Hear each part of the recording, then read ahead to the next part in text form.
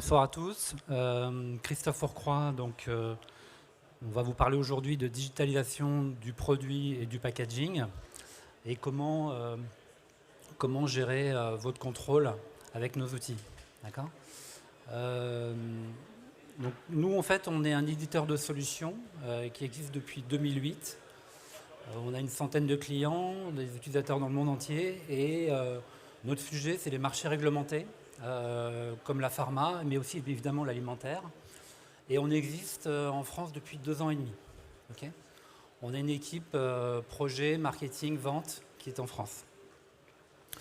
On a quelques références en France depuis ce démarrage, avec notamment le déploiement du groupe Casino, qui va impliquer plus de 800 fournisseurs dans le monde alimentaire et non alimentaire. Et on est présent sur ces différents marchés aussi à travers certaines agences de communication, agences packaging. Donc notre sujet du jour, c'est la donnée produit. Comment la gérer, comment elle va se traduire, comment elle va se passer et comment vous pouvez l'appréhender. D'abord, un petit rappel sur la situation. Donc typiquement, ce que vous pouvez avoir sur vos sites web, c'est ces résultats-là, d'accord. Donc c'est des images qui sont pas identiques suivant les gammes, des écarts entre les différents, des écarts entre les différents, hop, je vais repartir.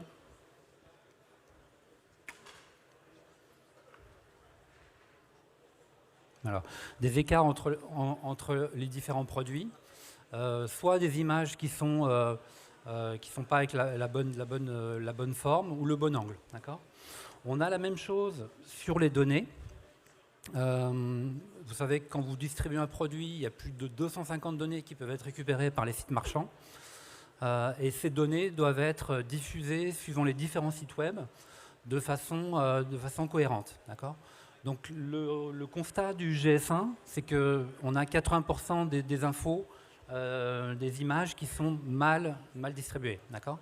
C'est le GS1 qui le dit, d'accord. Le GS1 étant la référence pour la distribution de données. Okay.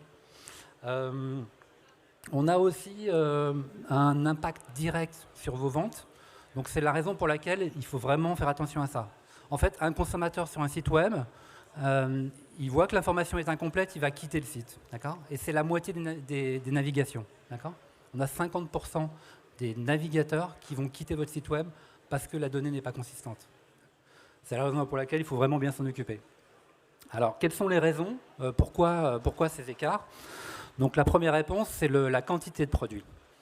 On a énormément de produits à distribuer, enfin, vous le savez, et ce volume ne peut plus être traité de manière traditionnelle. Il faut un process industriel. D'accord. On est dans l'ère du gros volume produit, du volume de données, de la data packaging. Donc il faut vraiment des solutions qui soient adaptées. Deuxième chose, le nombre d'applications. Et quand vous créez un produit, nous, ce qu'on a remarqué, c'est que vous avez entre 10 et 20 applis pour créer un packaging. D'accord. L'Excel étant le champion de la donnée packaging, il n'est pas pratique parce qu'il est difficile à transmettre, mais aussi le mail n'étant pas un outil de projet. Okay. Pour la partie relecture, on a là un exemple de relecture manuelle. En fait, aujourd'hui, les clients qu'on rencontre ou les prospects qu'on rencontre font leur relecture de manière traditionnelle avec des outils style Adobe pour faire des commentaires, voire des relectures manuelles. D'accord. Donc, comment s'y retrouver pendant la relecture, comment aussi partager l'information à travers toute la chaîne packaging, que ce soit les services marketing, qualité, supply chain, l'ensemble des acteurs qui vont participer au produit. Donc ça, c'est aussi ce qu'on rencontre. Et puis, le process analogique pour récupérer la donnée. C'est-à-dire qu'on a beaucoup de marques aujourd'hui qui vont scanner les produits, les photos de produits pour récupérer la donnée. Donc c'est vraiment pas pratique, parce qu'il y a une question de logistique. Il faut récupérer, le rapatrier le produit et le scanner. Et puis, pour avoir la donnée bien organisée, bien structurée, ça peut être compliqué. Voilà. Donc comment faire? Donc nous, ce qu'on propose, c'est digitaliser le packaging complètement, intégralement, avec un postulat. Le moment pour le faire idéal, c'est pendant la création du produit. D'accord. Parce que c'est le moment où vous avez tous les acteurs qui sont rassemblés, qui sont disponibles pour faire cette validation. Okay, et une bonne diffusion du produit. Donc, comment ça se traduit en fait? Quand on accompagne nos clients, on a plusieurs étapes de digitalisation. Donc, sur l'étape initiale que vous avez là en bas à gauche, on part de la version traditionnelle par email. Okay, et ensuite, progressivement, on va créer un workflow, on va reproduire le process packaging chez le client. Et petit à petit, on va ramener d'autres données internes et externes jusqu'à, in fine, en haut, le Graal, avoir le packaging complètement digitalisé et la donnée disponible. D'accord ? Nous, ce qu'on propose, c'est 5 étapes pour le faire. D'abord, la première étape étant la planification. On a un outil qui vous permet de programmer les développements packaging et de savoir à quel moment il va sortir en magasin, à quel moment, quels sont les différents milestones, les différentes étapes, et de vraiment piloter votre développement produit. Okay ?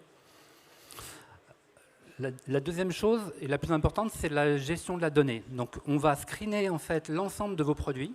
On va récupérer avec un système d'intelligence artificielle les relations entre les produits pour pouvoir vous délivrer et analyser tous les textes, les images, les pictos, les icônes, les formes de découpe, tout ce que vous avez en bas, enfin tout ce qui peut caractériser un packaging. D'accord ? Et une fois qu'on a cette base qui est existante, on va pouvoir initier le produit. Ça s'appelle Copy Manager, c'est un des modules de notre outil, où on va reproduire votre modèle de données sous forme de formulaire en ligne. D'accord ? Disponible sur le cloud auprès de tous les acteurs et notamment des services qualité R&D qui participent à cette création.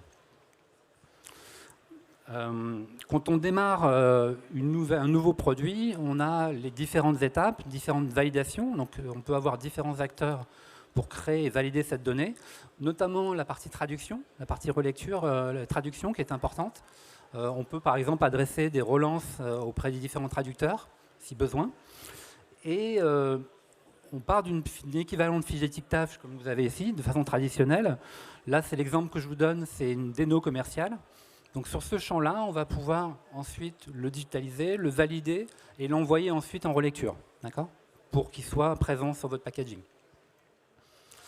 On a aussi une bibliothèque d'images avec l'ensemble des fichiers du client, l'ensemble de ses artworks ou de ses formes de découpe qui est disponible, avec un système de mots-clés pour pouvoir retrouver facilement les informations. C'est l'équivalent d'un DAM qui est intégré à l'outil. Ensuite, on passe en création. Donc ça y est, on a la donnée qui est bien identifiée, on a l'ensemble des images pour démarrer le packaging.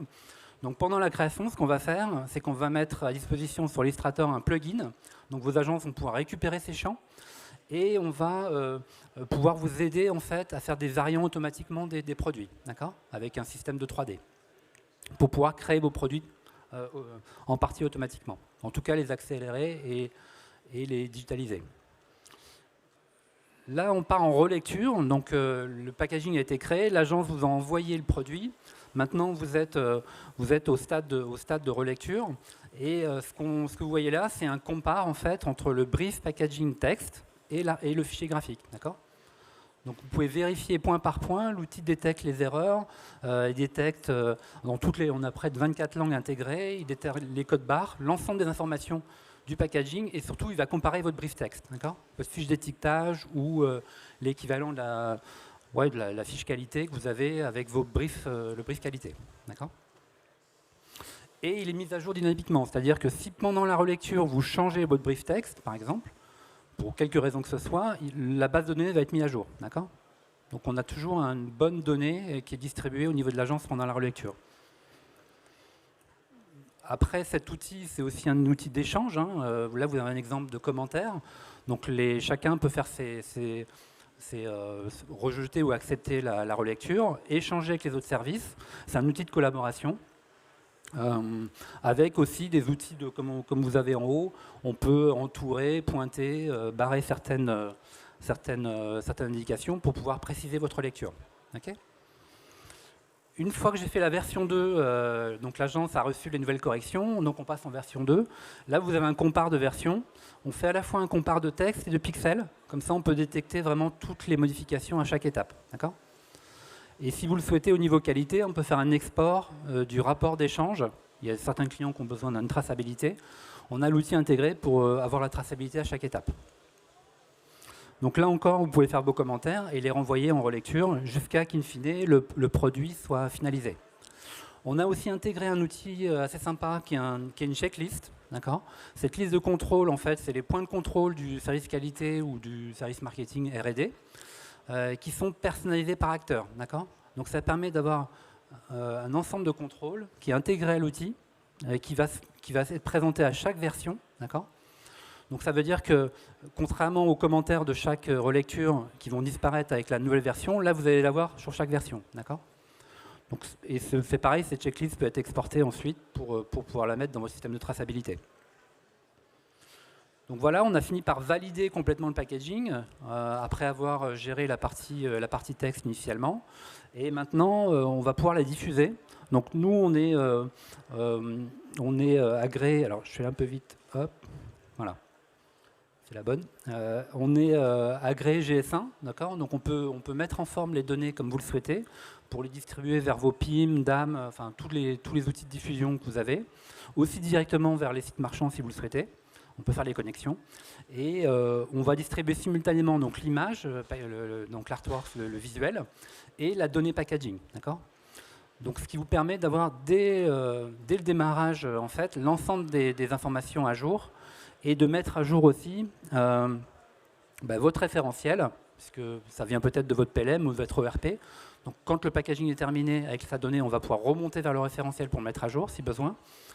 Et avoir donc notre objectif atteint, c'est-à-dire l'ensemble des produits, l'ensemble du produit qui est digitalisé maintenant, pour pouvoir le distribuer. Et désormais, vous disposez d'un outil full digital, enfin d'un produit digitalisé, que vous pouvez facilement manipuler, transférer auprès de tous les acteurs. Donc voilà, donc j'ai terminé cette présentation. Nous, on est présent aussi dans un webinar qu'on va animer dans quelques semaines. C'est écrit en gros là-haut, 22 mars.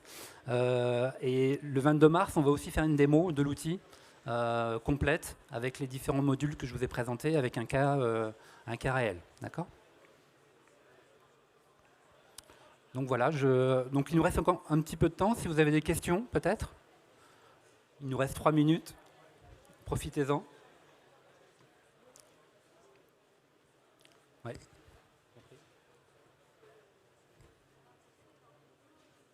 J'entends pas en fait. Alors en fait, tout ce qui est Normanco, en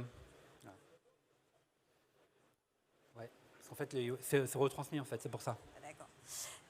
Est-ce que vous utilisez les Normanco et toutes les chartes des différents logos de certification, elles sont directement intégrées à la bonne taille et en fonction du format du pack? Alors en fait, ça dépend du brief que vous allez générer quand vous allez créer votre brief. En fait, nous on va pouvoir mettre à l'intérieur vos icônes, votre norme INCO. En fait, on peut partir de la norme INCO. Mais le modèle de brief en fait change pour chaque client, il est personnalisé. Ça, je ne l'ai pas indiqué dans cette présentation, mais en effet, quand on installe la solution, à chaque fois, on a une personnalisation de l'outil.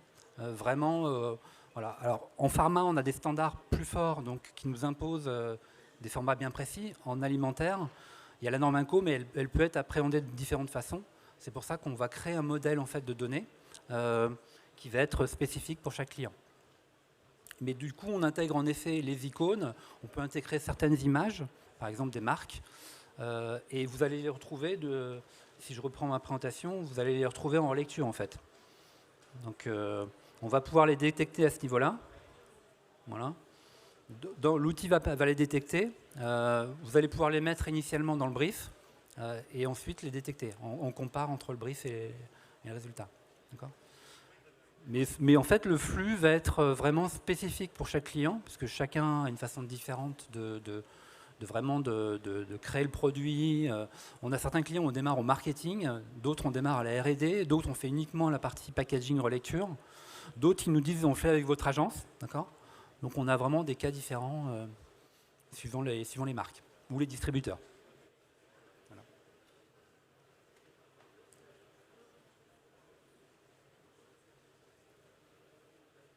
Ok. Bon, ben, je vous remercie.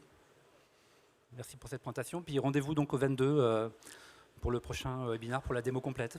Merci à vous.